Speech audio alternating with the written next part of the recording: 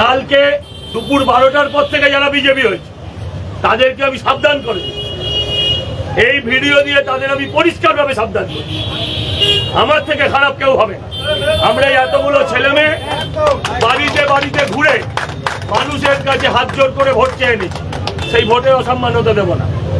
তাই কেউ যদি, এটা বেশিরভাগই তৃণমূলের গোষ্ঠীর লড়াই, এক গোষ্ঠী বেরিয়ে গিয়ে বিজেপির ঝান্ডা ধরে পার্টি অফিস ভাঙবে, এটা হতে দেবো না। পরিষ্কার কথা, আমার দলের লোক যুক্ত থাকলেও তারা শাস্তি পাবে। অন্য গোষ্ঠীর লোকও যদি আজকে হঠাৎ সকাল থেকে বিজেপি হয়ে যায়, তাদেরকে বিজেপি বলে ধরা হবে না এবং তারা শাস্তি পাবে। এ বিষয়ে নির্দ্বিধায় আমি আপনাদের বলে গেলাম, এই পার্টি অফিসের ওপর কালকে কেউ বা কারা হামলা করেছে, তাতে আমাদের লোক যদি থাকে বা না থাকে, আমি তখন বিধায়ক অলরেডি আমি হয়ে যাওয়ার পর এই ঘটনা হয়েছে, আমি হাত জোর করে ক্ষমা চেয়ে নিচ্ছি এবং কথা দিচ্ছি আমার শরীরে রক্ত থাকতে আমি পরবর্তী এই ঘটনা করতে দেব না। সবার রাজনীতি করার অধিকার আছে এবং থাকবে।